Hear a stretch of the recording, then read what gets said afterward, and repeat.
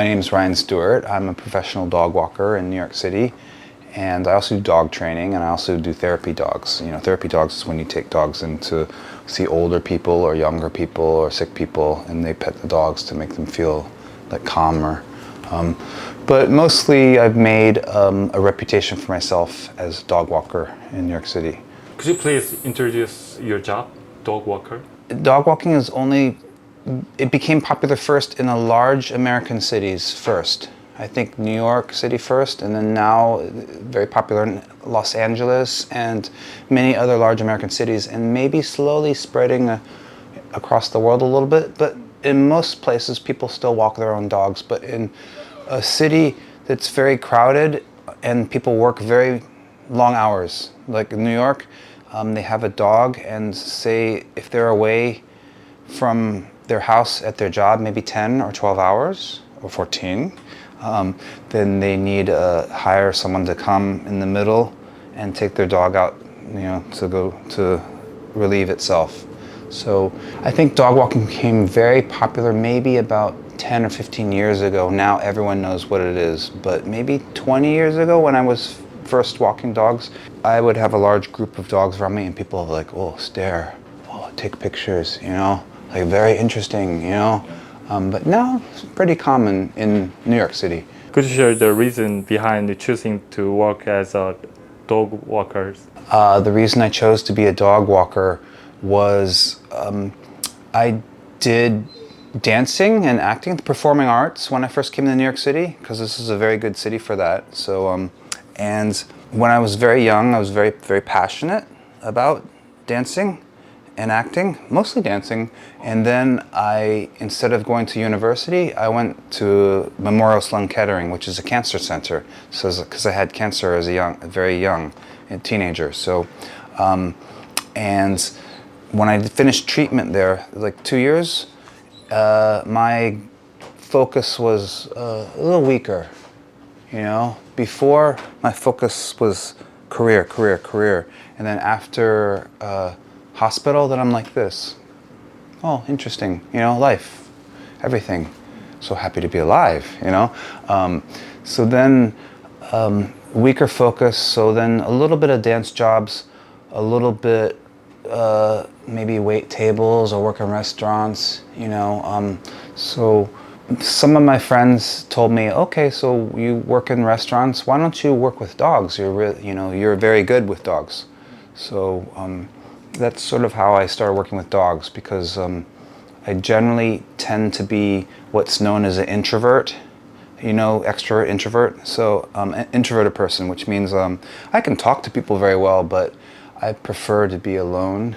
And so if I work with dogs, it's very calm for my type of spirit, you know. I don't like a large party, lots of people. Like I can fake it, like I can be like very nice, but I prefer to be alone or with a bunch of dogs. So that's why I chose dog walking, because I had friends who said you should work with dogs, you're very good with dogs. And then I was working in a restaurant, and I'm like, okay, that looks like a nicer job. When did you start working as a dog walker? I think maybe 2000 when I first started working a little bit with dogs, you know, part-time. And then 2006 is when I went full-time. So maybe 2000 or 1999, 2000, part-time. And then 2006 full-time, and then since then every day. What kind of customers do you have? It ranges. It's always, before it was only busy people with long work hours, but now sometimes people are home a lot and they still want the dog walked, and they could do it themselves, but they said too cold for me or something. I don't, you know. So it ranges from like teachers, because they're, you know, doctors, computer people, people who work in fashion, just mostly never poor people, because, you know, dog walk, you know, maybe $20, $30 to walk your dog. So those people walk their dogs themselves, and then they go to work and they come home and walk the dog. And then some people, they just have a lot of money and they don't want to do the work. So they're like, oh, you do it for me, you know. So, you know, that type of person, yeah. How much do clients usually pay for your service? Me personally, or I can talk about all dog walkers. I can do both. I'll do both. In parts of Manhattan, I know some people, they can charge $40 or $50 or $60 for a dog walk. We live in Queens right now, so the rates are a little bit lower. So most walks are around $25 For hours? for 30 minutes maybe. I think that's too much, you know, like it's interesting because I have one of the highest experience and highest skill level, but I charge almost the lower end because in my mind, the price, like a $20 or $25 for a walk is fair. But some people charge $35 or, you know, $40. And then if you, let's say, if you have a low skill level, you can charge, let's say, $30 for a walk for 30 minutes, and then you can walk a dog all day long. So maybe you're making $50 an hour. Maybe you work 8 hours a day, you know, so that's, you could make $400 a day, even if you're not very good at it, just walking one dog at a time. But if you're very good at it, maybe, you know, you charge $30 for a dog walk, you pick up a dog, and then 5 minutes later, you pick up another dog, and then you go 5 minutes, you pick up another dog, and 5 minutes, and in 1 hour, you do 4 dogs, you do 5 dogs total or something. So you can make, you know, a lot of money doing it, you know. But you need to have trust and good reputation. Can I ask your income?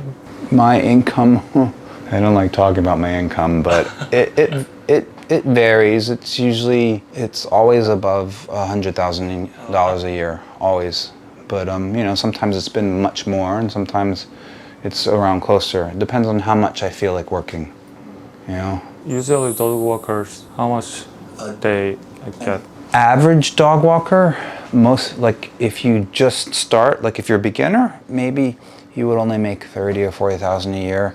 But the average solo dog walker who works for themselves make maybe 70 or 80. So if you just start a new dog walker, maybe they make 30 or 40,000 dollars a year. But then they get experience, and later, if they're good at what they do, they make maybe 70 or 80,000 dollars a year.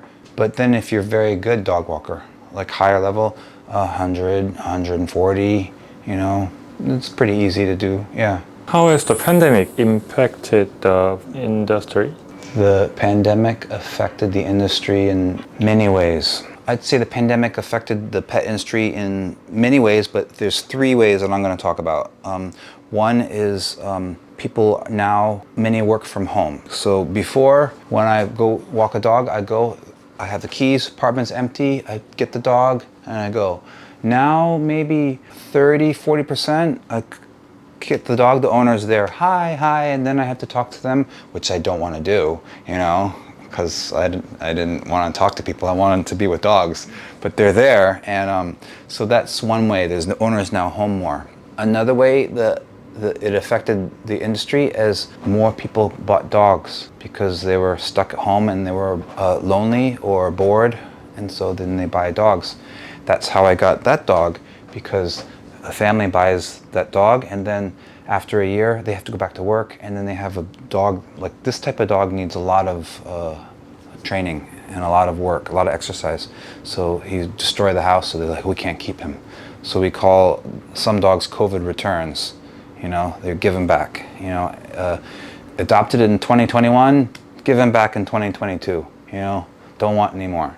So also that means that the industry was affected because a lot of people bought dogs who didn't know anything about dogs. So now there's a lot of very badly trained dogs around, you know, because the owners didn't do research. They only got the dog because they're lonely, you know, or bored.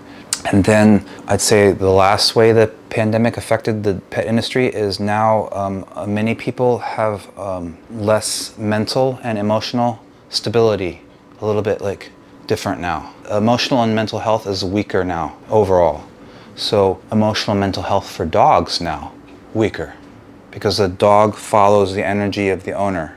What's the advantage of the disadvantage of your job? Advantages of my job is I don't have to talk to people very much. Yes. Also, I get to touch animals, and touching an animal is like touching the earth.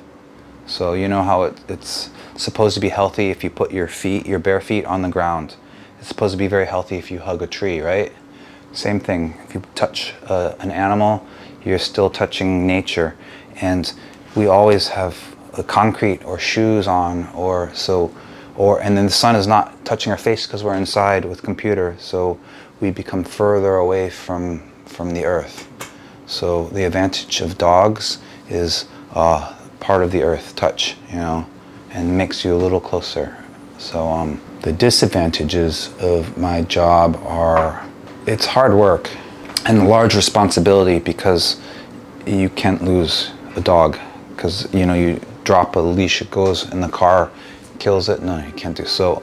Always when I'm working, the focus is very high level, like very high level focus, always. And that's the hardest part. Oh, and like snow, rain, How do you handle emergency, such as a dog getting into the fight or dealing with urgent situation? First of all, if you have good experience and you have good focus, then you can avoid all emergencies. So at my level right now, I can see long way away emergency and avoid it. Like if I have two dogs and one of them looks at the other one, and maybe wants to fight, I see right away that. I'm like, stop that. So like you catch very early the problem before it becomes a large problem. So for me, I haven't had an emergency in maybe over 10 years. But before, if I had an emergency, then it's very important just to be calm, and then just take care of it. Like a dog fight, you just break the dog fight up, and then you immediately keep moving. You don't make panic. And then you just look at the dog, okay, I'll finish this walk, put you home, and then this dog, he's bleeding a little bit, take to the doctor, to the vet. So that hasn't happened in a long time, maybe 12, 15 years. But it happened, I think every dog handler has to learn that the hard way, Like when you're beginning, you have to have a mistake, because that's how we learn, right? Right. We learn through our mistakes. So yeah, I've had dogs fight before, a long time ago, 15 years ago. And one time, coming through the door, not focusing, and the door shuts on the tail, One time, never again, Because if hopefully you make a mistake and you learn and you're better now. Yeah, hopefully. So a good responsible pet worker or a responsible dog worker buys insurance. So I have insurance, but the insurance price is pretty good price. So if I have a small accident, then I have to think, oh, maybe I'll just pay cash, because if I use insurance next year, insurance higher, So the price, let's say if a dog fight and the dog may be bleeding, $1,000, $1,500, that's the price for there. But then the owner, you go to the owner, like, I'm so sorry, my mistake, I will walk your dog for free for half a year. So also lose money there too, but keep honor. So that's my mistake. I will walk your dog for free for period of time. So it's expensive, so don't make mistakes. Yeah. Could you share any memorable feedback you received from clients? One feedback I got from a dog owner was they drew up their will in case they die, and they put me on their will. So if they die, then their dog goes to me. So that was a very high compliment, because they're like, oh, we love our dog. We need to know if I die, then our dog goes to a good owner. So is that okay? Can I put you on my will? So they did that. So that was interesting. Yeah. Do you have Korean customer? No, but one of my best friends is Korean, so I saw him on Saturday and Sunday. So a long friend, like 25 years I've known him. So he taught me bad words, you know. 아름답다, right?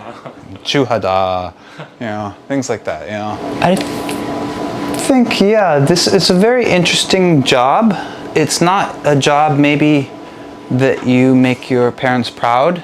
Like, oh, good job. No, maybe, you know, it's not doctor or lawyer, but it's also not low job. So it's an interesting job. So if you love animals, then it's a good job.